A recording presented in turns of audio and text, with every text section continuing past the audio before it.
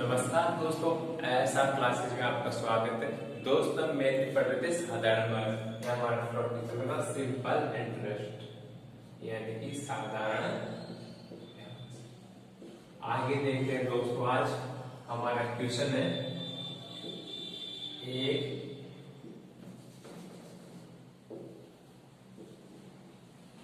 एक व्यक्ति ने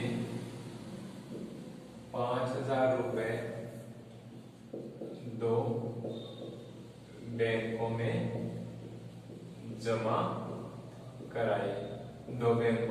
कराए। पहला बैंक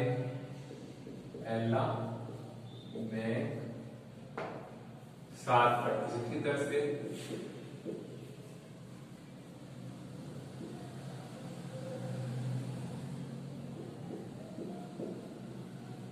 दूसरा बैंक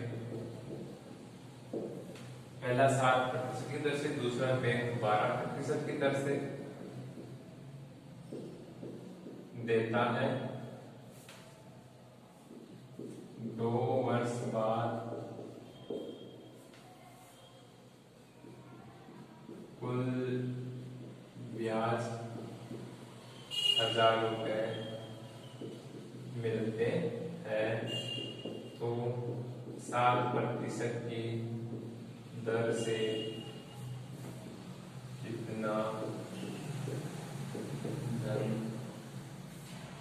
कितना धन जमा कराए। तो हमारा क्वेश्चन है कि एक व्यक्ति ने 5,000 रुपए दो बैंकों में जमा कराए। पहला बैंक 7% दर से, दूसरा बैंक 12% दर से देता है। 2 वर्ष बाद कुल ब्याज 1,000 रुपए मिलते हैं।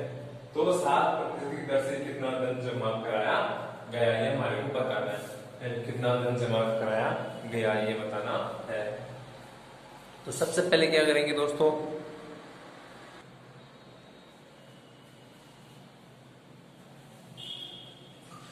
दो धन दे रखे हमारे को, एक तो 7% रहेगी 12%।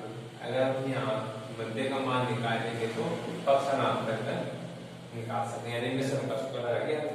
तो हमारे को यहाँ पे 7%, यहाँ पे 12%, तो यहाँ का मान चाहिए, यानी कि हमारे को पहले मध्य की दर चाहिए।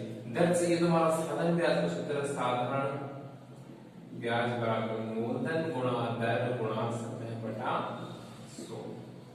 साधारण ब्याज कितना है 1,000 रुपए, तो यहाँ पे रखिए 1,000 रुपए बराबर मूलधन कितना दे रखा है 5,000 रुपए, यानी कि 5,000 गुणा दर हमारे को निकालनी पता नहीं, तो यहाँ पे मान लीजिए 8 गुणा समय कितना दे रखा है 2 वर्ष, तो यहाँ पे 2 वर्ष बटा 2 0 से 2 0 से 0, यहाँ से कटा 20 बार, यहाँ से कटा 10 बार, यानी कि R बराबर कितना गया 10%।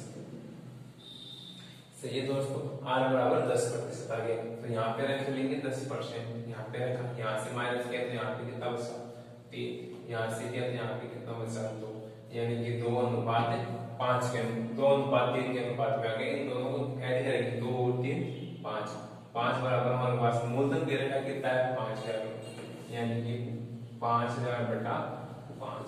किसका पूछा है 7% का पूछा है, तो 7% का अनुपात कितना है 2 है, तो 2 से गुणा करेंगे, यहाँ 2 से गुणा करेंगे तो 2,000 रुपए। इसी प्रकार अगर 12% का पूछता तो क्या करते 5,000 बटा 5, यहाँ से 12% का दर कितना है, अनुपात कितना है 3 है, तो यहाँ 3 से गुणा करते हैं, 3 से गुणा 3,000 रुपए, यानी कि 7% दर से कितने रुपए जमा कराए थे 2,000 रुपए। 12% दर से कितने कराए 3,000 रुपए। सही है दोस्तों, कर सकते हैं सर क्वेश्चन।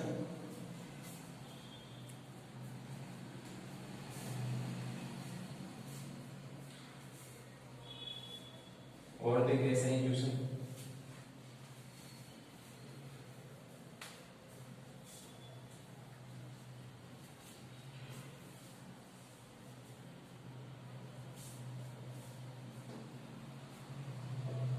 हमारा क्वेश्चन है, एक व्यक्ति ने 10,000 रुपए दो बैंकों में जमा कराया। पहला बैंक 10,000 रुपए जमा कराया। पहला बैंक 3% की दर से,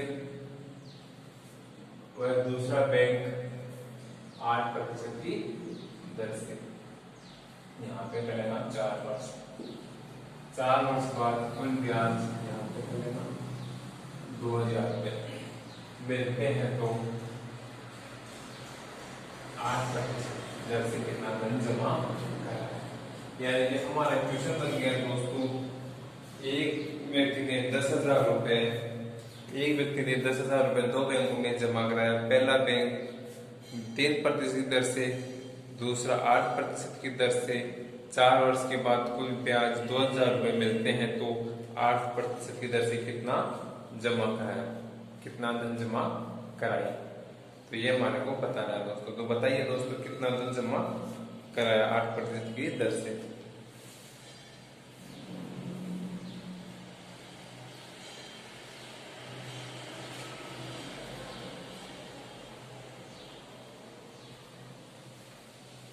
क्या करना पड़ेगा? सबसे पहले यहाँ पे 3% दे रखी है और 8%, यानी यहाँ पे दर निकालनी है। यहाँ पे दर निकालनी है तो वही हमारा साधारण ब्याज का सूत्र है, साधारण ब्याज बराबर मूलधन गुणा दर गुणा संख्या बटा 100।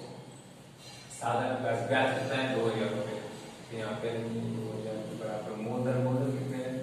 10,000, 10,000 गुणा दर हमें निकालनी है, गुणा संख्या कितना है? 4 वर्ष और बटा 1 2 1 2 से 4 से काटा यहाँ पे 5 बार, यानी कि R कितना आ गया? 5% आ गया। सही दोस्तों, कितना आया? 5% आया। तो यहाँ पे हम 5 रखेंगे, यहाँ पे 5 रखेंगे। यहाँ से माइनस किया तो कितना बचा? 1, यहाँ से किया तो 2, यानी कि 3:2 के अनुपात में। सही दोस्तों, यहाँ से माइनस किया 5 में 5 6 7 8 3 बचा। यहाँ से किया तो 3 में 4 और 5, यानी 3:2 के अनुपात में। कुल धन कितना है? 10,000 रुपये। यहाँ पे जोड़ेंगे, कुल धन कितना है? 3 2 5, 5 की बराबर वैल्यू दे रखा है 10,000 रुपये। तो एक का मान निकालेंगे 10,000 बटा 5। इसका मान पूछा है 8% की दर से। 8% का अनुपात कितना है? 2 से गुणा करेंगे, यहाँ से काटेंगे 2 बार, यानी कितना है? 4,000 रुपये। यानी कि 8% दर से कितना धन जमा कराया? 4,000 रुपये। इसी प्रकार से वो लोग 3% दर से, तो यहाँ पे क्या करेंगे? 3 से गुणा करेंगे, 3 दूनी 6 में 6,000 कितना जमा कराया? 6,000 रुपये। सही है दोस्तों, कर सकते हैं। यानी कि 8% की दर से तो कितने रुपए जमा कराया? 8% की दर से तो 4,000 रुपये जमा कराए। वह 3% की दर से कितना जमा कराया? 3% दर से 6,000 रुपये जमा कराया। सही है दोस्तों। और देखते हैं आगे क्वेश्चन।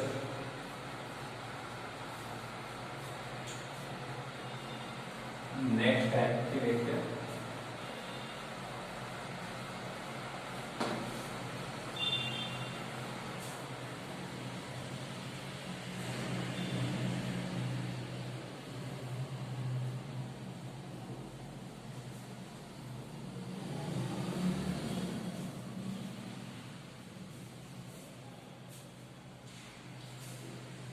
क्वेश्चन हमारा, एक व्यक्ति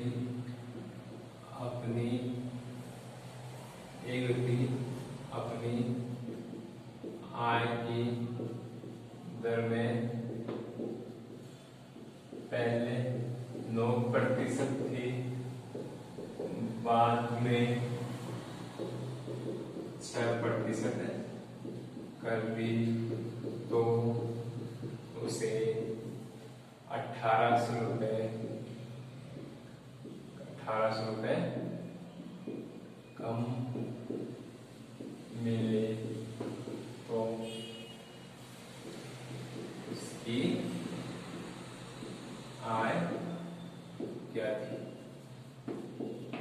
हमारे क्वेश्चन है कि एक व्यक्ति अपनी आय की दर में पहले 9% थी, बाद में 6% कर दिए तो उसे 1,800 रुपये कम मिले तो उसकी आय क्या थी? उसकी आय हमारे को बतानी है। आय बताइए दोस्तों, आय कितनी है उसकी?